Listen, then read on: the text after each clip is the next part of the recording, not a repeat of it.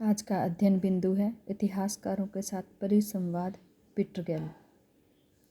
Dutch इतिहासकार Peter गैल की एक प्रमुख रचना नेपोलियन के पक्ष तथा विपक्ष में है। मूल रूप से अंग्रेजी भाषा में नेपोलियन फॉर एंड अगेंस्ट 1968 शीर्षक से अनुदित है। इसमें पीटर गैल ने यह प्रदर्शित करने का प्रयास किया है कि किसी भी समाज के स्वरूप का सर्वाधिक महत्वपूर्ण निर्देशक उस समाज द्वारा किया गया इतिहास लेखन होता है, क्योंकि किसी भी अन्य मनुष्य के समान इतिहासकारों का विचार भी अपने समय तथा स्थान के परिवेश से प्रभावित होता है। दूसरी उसकी प्रमुख कृति डिबेट्स विद हिस्टोरियंस इतिहासकारों के साथ संवाद 1955 है। इसके 3 अध्याय 5 से 8 तक टोयनबी की आलोचना पर हैं। टोयनबी के अध्ययन की समीक्षा ने गैल को टोयनबी विरोधी की उपाधि प्रदान की है। इनके अलावा उसकी use and abuse of history the Netherland in the 17th century 1948 से 1715 ईस्वी, the revolt of Netherland, the Netherland divided आदि प्रमुख कृतियाँ हैं। इतिहास को इसकी संपूर्णता में सर्वेक्षण करने एवं इसके विकास में प्रवृत्तियों को खोजने के प्रयास का कार्य केवल प्रोफेसर टोयनबी ने ही नहीं किया। उनके पूर्व Saint Augustine, Bossuet Condorcet, Hegel, Marx, Buckle, Wells, Spengler ने भी यह प्रयास किया है। न ही टोयनबी इस श्रृंखला के अंतिम व्यक्ति हैं।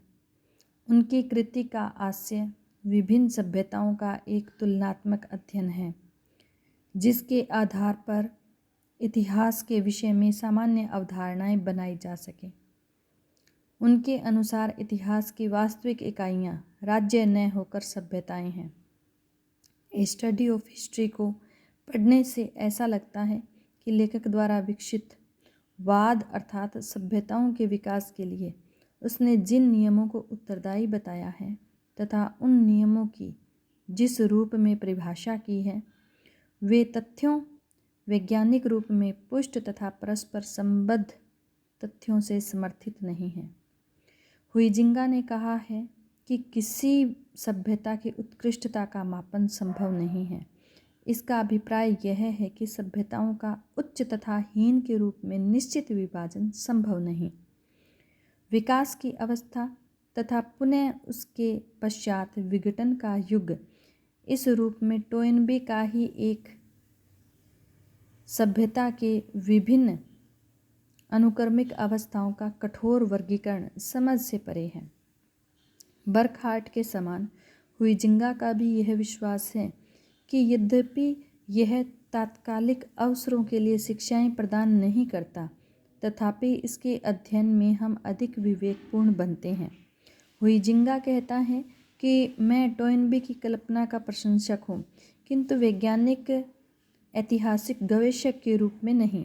टोयनबी हमारे सामने 2 विकल्प रखते हैं, धर्मांतरण अथवा विनाश, और वे यह इस प्रकार कहते हैं मानो उन्हें इतिहास का समर्थन हो। अगला अध्ययन बिंदु है नैतिकता तथा इतिहास। हमारे समय में इतिहास में अर्थान्वेषण सामान्यतः त्याग दिया गया है। इस कारण स्पष्टतः इसके अनेक हैं। यह उल्लेखनीय है कि अन्वेष्य अर्थ सदैव स्पष्ट अथवा प्रच्छन्न रूप में नैतिक था। तदनुसार क्या हम यह घोषित करते हैं कि इतिहास नैतिकता विहीन है? कार्ल आर पापर का उत्तर स्वीकारात्मक है, सिवाय उसके जो कि हमसे पूर्व हुए राज्यों के समान उसे प्रदान किया है। टोलस्टॉय को इतिहास में नैतिकता की खोज में निराशा हाथ लगी। परंपरागत ईसाई धर्म की सत्यता में विश्वासी लोग इतिहास में ईश्वर की अपनी नैतिकता अभिव्यक्त पाएंगे। इस प्रकार के किसी ईसाई अथवा गैर ईसाई नियतिवाद के लिए ईसाइया बर्लिन द्वारा उत्तर दिया गया है। पहले उन्होंने यह आग्रह किया है कि इतिहास जीवन है जिस रूप में कि हम सामान्यतः इसे जानते हैं।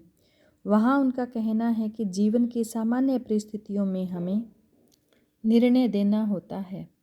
इसी प्रकार अतीतकालिक घटनाओं तथा व्यक्तियों पर निर्णय देने का न केवल हमें अधिकार है अपितु हम ऐसा करने को बाध्य हैं।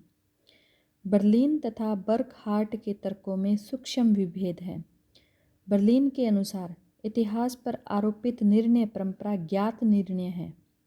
बर्कहार्ट का निष्कर्ष यह है कि हमारे नैतिक निर्णयों का निर्माण भी इतिहास द्वारा होता है तथा यह कि इतिहास का अध्ययन इनमें परिष्कार करता है।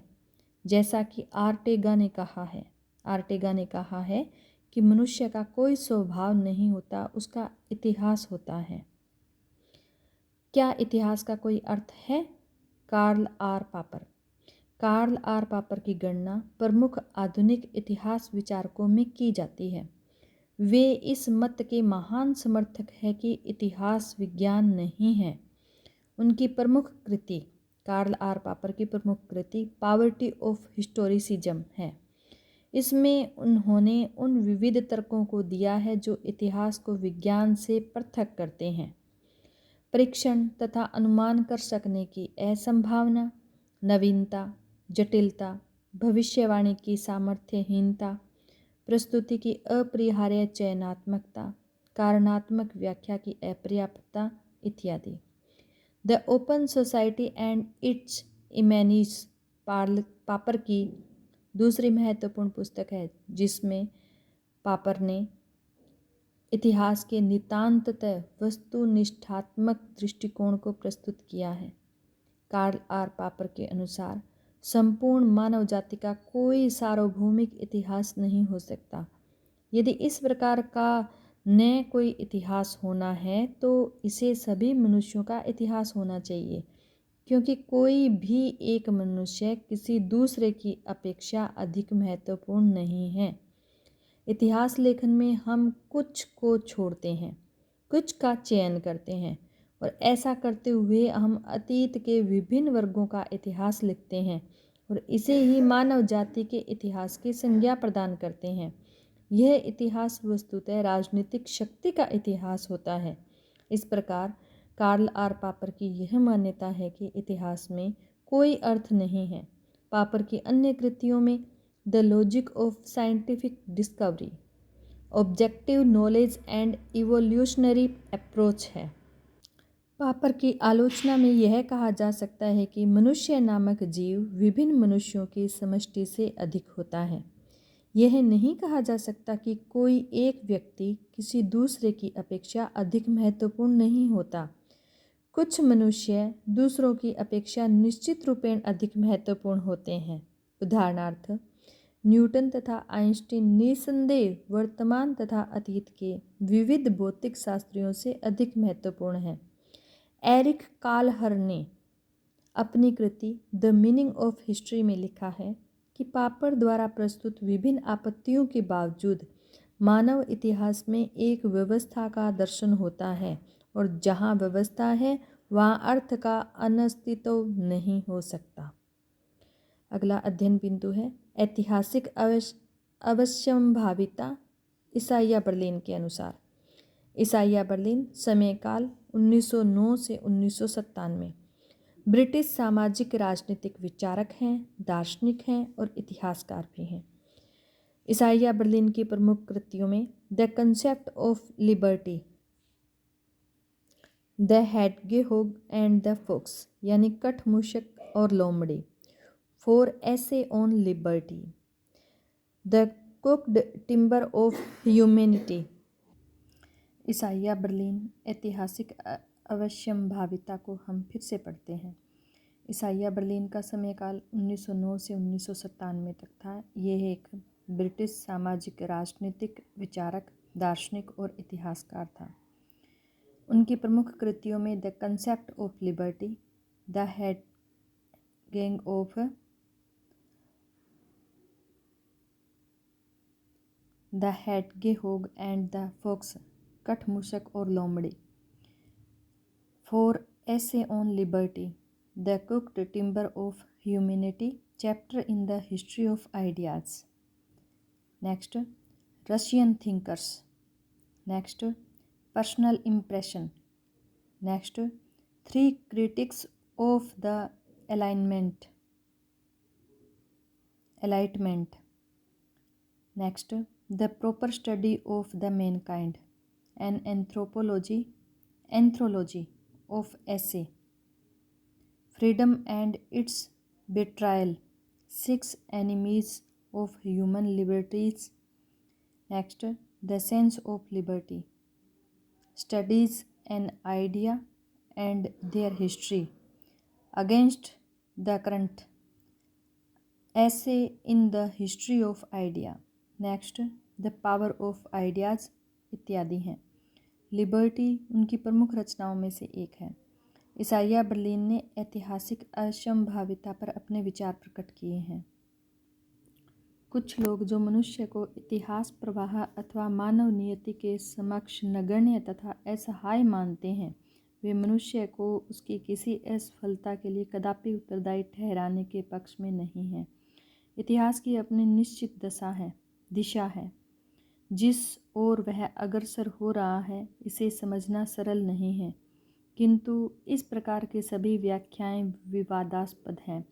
इसी चिंतन प्रवृत्ति का एक भाग यह आग्रह है कि यद्यपि विश्व में नैतिकता की विचारणा से पूर्णतः मुक्ति संभव नहीं है, तथापि इतिहासकार को ऐसी प्रवृत्तियों का शमन करना चाहिए। इतिहासकार के रूप में हमारा कार्य विवरण देना तथा व्याख्या करना है, निर्णय देना नहीं है। यह कहा जाता है कि इतिहासकार निर्णायक नहीं अपितु अन्वेषी है। उसका कार्य साक्ष्य प्रदान करना है तथा पाठक अपनी इच्छा अनुसार नैतिक निष्कर्षों की प्राप्ति कर सकता है। इस प्रकार की अवधारणा इतिहास की यथातथ्य भौतिक विज्ञानों में से कुछ के साथ समानता के विश्वास पर आधारित है। इन विज्ञानों में निर्वैयक्तिकता का एक विशिष्ट अर्थ हो। इतिहास निश्चित रूपेण उस अर्थ में विज्ञान नहीं है, केवल यह मानने पर ही कि इतिहास द्वारा मनुष्यों को भौतिक वस्तुओं के रूप में ही लिया जाना चाहिए। इसकी कार्यविधा को भौतिक विज्ञान के प्रतिमान में सन्निविष्ट किया जा सकता है। इसाइया बर्लिन का प्रमुखतम आग्रह यह है कि इतिहास का अध्ययन विषय ही मूल्य संपृक्त है। इस प्रकार वह एक ज्ञान सापेक्षवादी विचार के रूप में प्रतिष्ठित होता है। वह यह तो स्वीकार करता है कि इतिहासकार को छिद्रान्वेषण की प्रवृत्ति से बचना चाहिए, किंतु वह उस न्यूनतम नैतिक तथा मनोवैज्ञानिक मूल्यांकन से बचने की आशा नहीं कर सकता जो मनुष्य को प्रयोजनों तथा अभिप्रायों से युक्त प्राणी के रूप में देखने में अपरिहार्य रूपेण सन्निविष्ट है। बर्लिन ने यह कहा है कि इतिहास कोई अपनी विशेष रूपेण निर्मित पारिभाषिक शब्दकोश से युक्त नियमनिष्ठ शास्त्र नहीं है। यह अतीत को उसी रूप में समझने का एक प्रयास है जिस रूप में साधारण मनुष्य अपने कार्यक्षेत्र के अधिष्ठान वर्तमान को समझने का प्रयास करता है। उसके विचारानुसार जन सामान्य की भाषा का प्रयोग करते ही इतिहासकार को विवश होकर अपने अध्ययन विषय की मूल्य संपृक्त चर्चा करनी होती है, क्योंकि विजय, षड्यंत्र, व्यवस्था, राजनीतिक विवेक जैसे शब्द जो इतिहासकारों द्वारा प्रयुक्त सामान्य शब्द है, केवल विवरणात्मक शब्द नहीं है। अपनी पुस्तक natural right and history Chicago 1953 में लियो स्ट्रास इसी निष्कर्ष पर एक दूसरे ढंग से पहुंचा है। लियो स्ट्रास का आग्रह है कि कला के इतिहास में किसी चित्र विशेष का विवरण सौंदर्य शास्त्रीय मानदंडों के व्यवहार के बिना कैसे हो सकता है। इसी प्रकार धर्म के इतिहास में धार्मिक निर्णयों का व्यवहार तथा युद्ध के इतिहास में विविध सेनाध्यक्षों की व्यूह नैपुण्य का मूल्यांकन अपरिहार्य है। इतिहासकार किसी वस्तु के विषय में इसके स्वरूप को जाने बिना नहीं लिख सकता। तथा बिना मूल्यारोपण किए हुए वह अध्ययन के ऐतद्रुप विषयों को कैसे जान सकता है। ज्ञान सापेक्षवादियों के आलोचकों का यह कहना है कि इसका कोई भी प्रत्याख्यान नहीं करेगा कि अपने तथा दूसरे के कार्यों की चर्चा में हम अवश्य ही नैतिक, सौंदर्य शास्त्रीय एवं अन्य प्रकार के मानदंडों का व्यवहार करते हैं और एक अर्थ में ये निश्चित रूपेण हमारे मूल्यांकन की अपेक्षा रखते हैं। किंतु वास्तविक प्रश्न यह है कि क्या इस प्रकार के मूल्य निर्धारण को ऐतिहासिक जिज्ञासा का आवश्यक लक्षण माना जाए। अर्नेस्ट नेगेल का उत्तर इस मामले में नकारात्मक है। अर्नेस्ट नेगेल का तर्क है कि यह मानना भयंकर भूल होगी कि एक मोटा गोरक्षक ही मोटी गायों को हाँक सकता है। उसी प्रकार की भूल यह मानना होगी कि कोई व्यक्ति नैतिक अथवा सौंदर्य शास्त्रीय मूल्य निर्धारणों में पड़े बिना मूल्यों तथा मूल्यांकनों की परिस्थितियों एवं उनके परिणामों के प्रति जिज्ञासा नहीं कर सकता। इसी प्रकार बटरफील्ड ने कहा है कि यद्यपि जीवन का प्रत्येक अंश नैतिकता से संबद्ध है, किंतु इतिहासकार के रूप में इतिहासकार का कार्य नैतिक निष्कर्षों का निर्धारण नहीं है। उसका वास्तविक दायित्व घटनाओं की दर्शनीय अंतर संबद्धताओं का अध्ययन है। इस प्रकार की गवेषणा में नैतिक निर्धारण स्वभावतः अप्रासंगिक है। वह वस्तुतः इसके बौद्धिक क्षेत्र के बाहर है। समीक्षक, यह जो वक्तव्य थे इस पहरे में आए 1 नंबर और 2 नंबर, ये मायर हाफ द्वारा संपादित लिखित पुस्तक मोरल जजमेंट इन हिस्ट्री के शीर्षक लेख से हैं और 2 नंबर वाला मायर हाफ द्वारा संपादित the philosophy of history in our time में the logic of historical analysis से लिया गया है।